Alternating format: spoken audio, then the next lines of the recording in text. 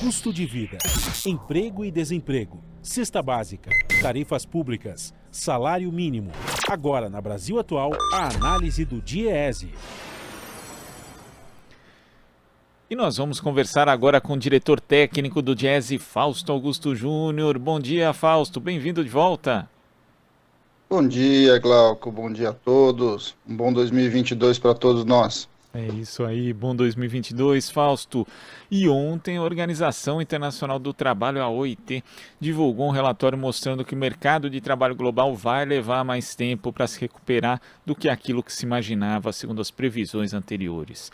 A agência estima o equivalente a cerca de 52 milhões de empregos a menos em 2022 em relação aos níveis anteriores à pandemia de Covid-19, o que equivale a cerca do dobro da estimativa anterior da própria OIT, que foi divulgada em junho de 2021.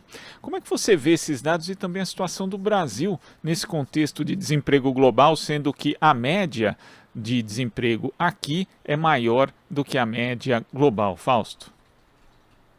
Bem, Glauco, os dados que a OIT trouxe em relação aos desempregos do mundo, de certo modo, tem a ver muito com a continuidade da pandemia, né? A própria pandemia que a gente fala o tempo todo na tal pós-pandemia ou depois da pandemia, mas na prática a pandemia ela não se extingue, né? Então agora nós estamos aí com a questão da Ômicron, nós estamos com vários países aí já retornando ao distanciamento social, ao fechamento de diversas atividades, e tudo isso, de certo modo, inibe qualquer tipo de novo crescimento ou alteração, de fato, a uma volta de uma relativa normalidade. De certo modo, isso faz com que o conjunto importante de empregos que foram perdidos na pandemia não se recuperem, não se reapareçam. Alguns setores foram fortemente atingidos, como é o caso do setor de hotelaria, o setor de comércio.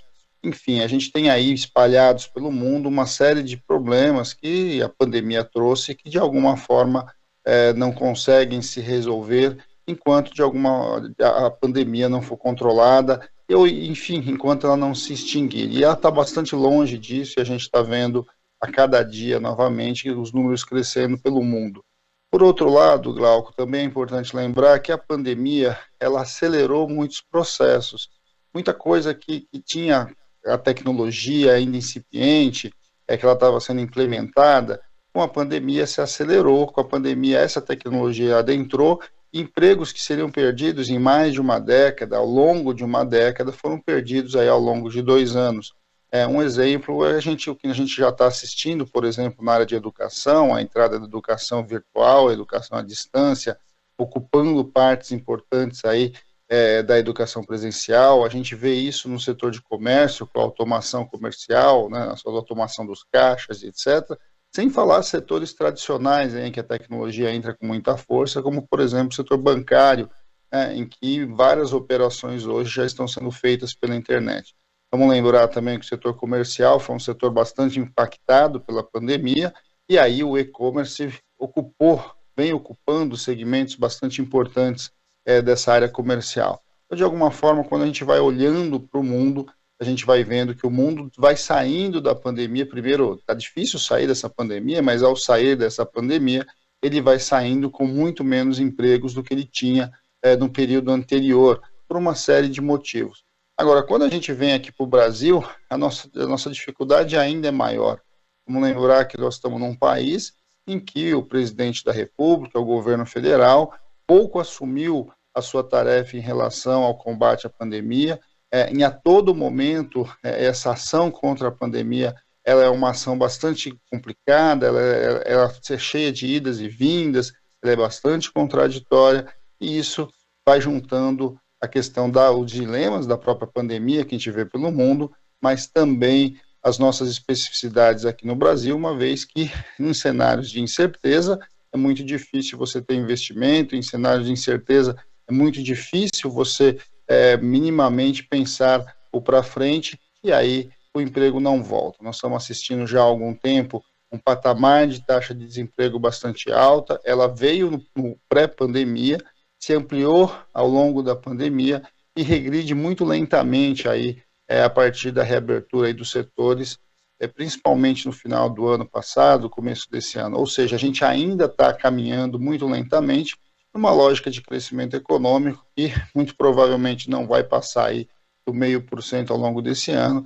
Está muito longe das necessidades de um país que tem alguma coisa perto de 13 milhões de desempregados, fora muitos trabalhadores que largaram o mercado de trabalho, estão fora, alguma coisa perto de 5 milhões estão fora do mercado de trabalho. Tudo isso coloca para nós dilemas muito maiores, né? E vale lembrar, né, Glauco, a gente veio também com uma inflação mais alta, fechamos o ano com uma inflação de mais de 10%, o que na prática significou retirada da renda, redução da renda real dos trabalhadores, também é um elemento fundamental para você impulsionar uma economia. O trabalhador está comprando menos, tem cada vez menos condição de alterar, de melhorar a sua condição de vida. Isso impacta todos os setores, porque se o trabalhador compra menos, o comércio vende menos, a fábrica produz menos, e esse ciclo virtuoso não é quebrado, muito pelo contrário, ele é reafirmado por uma política neoliberal, por uma política ultraliberal, que acredita que é simplesmente deixando o mercado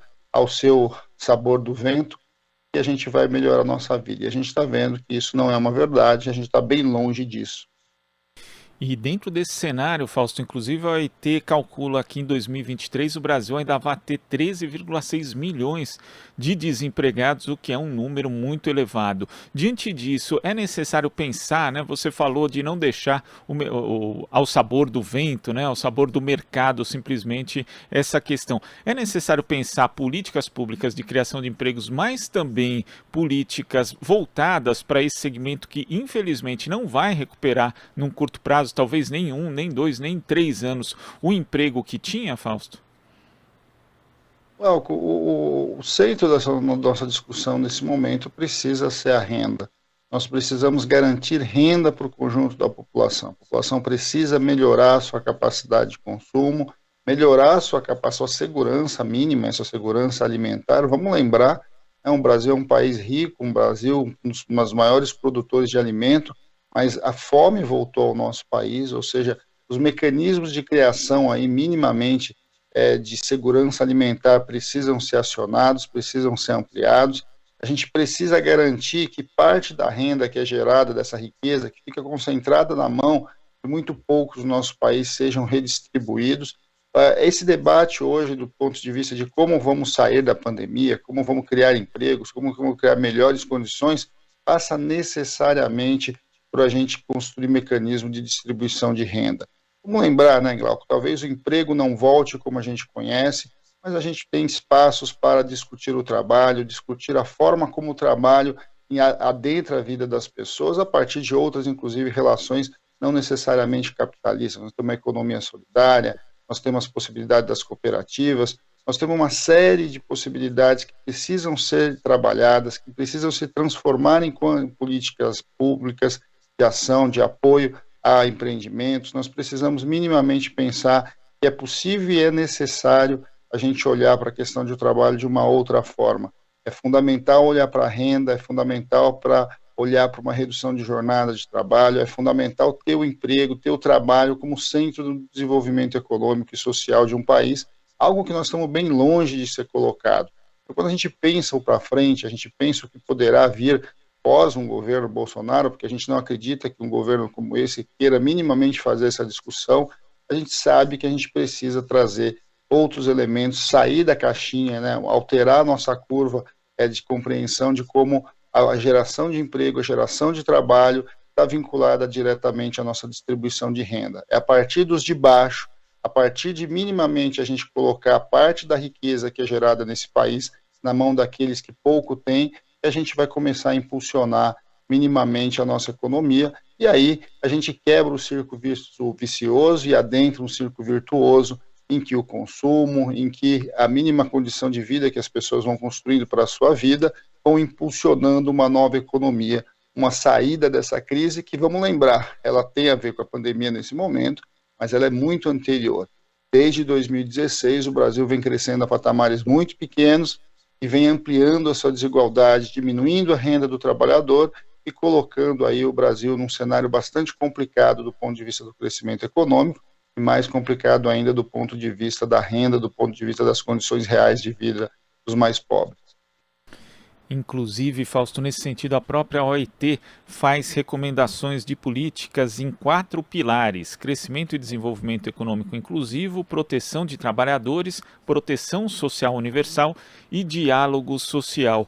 Que mais ou menos contempla isso, né, Fausto? É necessário ter a ciência de que talvez o mercado de trabalho não vá voltar a ser como era, mas diante dessa nova realidade formular uma agenda, né, que inclusive dentro dessa agenda pode estar, por exemplo, a própria revogação de parte da reforma trabalhista que nós tivemos em 2017, que foi tão maléfica para os trabalhadores e para a própria economia de uma forma geral. E não gerou emprego, né, Glauco, como foi anunciado, né? Quando o Temer coloca ali a sua proposta de reforma trabalhista, o que se falava era que ia gerar milhões de empregos. E o que a gente viu é que a reforma trabalhista não só não gerou milhões de empregos, como ampliou a precarização, retirou direitos e enfraqueceu o movimento sindical, enfraqueceu a representação dos trabalhadores, enfraqueceu a possibilidade do diálogo social. Eu acho que as questões que estão colocadas no relatório da OIT, de certo modo, indicam para a gente um caminho a ser seguido, mas de alguma forma ele precisa passar por um grande debate na nossa sociedade sobre o que é o trabalho, como a gente se apropria da renda, como essa renda é gerada e como essa renda é distribuída. Esse é algo fundamental para a gente. Um dos grandes aprendizados da pandemia tem a ver com o auxílio emergencial. Vamos lembrar que o auxílio emergencial foi uma batalha aí do movimento sindical, dos movimentos sociais, e que de alguma forma mostrou para a gente um caminho fundamental de como, quando você coloca recursos na mão dos mais pobres, você minimamente dá condições de consumo, dá alguma garantia ali de sustentação, você vai dinamizando as economias, principalmente a economia dos mais pobres, a economia da periferia, a economia do fundão do nosso país. É preciso fazer o debate da distribuição de renda no Brasil. E essa distribuição de renda passa, sim, necessariamente por políticas sociais, passa por educação, passa por saúde, por assistência social, mas passa também por uma reforma solidária mais justa, uma reforma tributária mais justa, uma reforma que, de alguma forma, a gente retire recursos, né, daqueles que ganham muito no nosso país, inclusive ao longo da pandemia, enriqueceram na pandemia, e seja distribuído para aqueles que menos têm. Colocando recursos na base da pirâmide, Glauco, a gente vai dinamizando essas economias populares, essa economia dos mais pobres, e ela tem capacidade, ela tem força de mudar o nosso país. Nós temos que lembrar que o Brasil já foi um país, há bem pouco tempo atrás, em que os mais pobres tinham condição de comprar, tinham condição de adquirir um carro zero, tinha condições de ter algo que a gente viu tudo sendo desmontado nos últimos 5 anos. E a gente precisa minimamente repensar tudo isso e recolocar o Brasil no trilho de um desenvolvimento social que acopla, né, a economia ao bem-estar da sua população. Fausto, muito obrigado pela sua participação aqui no Jornal Brasil Atual. Até a próxima. Até a próxima, Glauco. Bom dia a todos. Bom dia. Conversamos aqui com o diretor técnico do Diese, Fausto Augusto Júnior.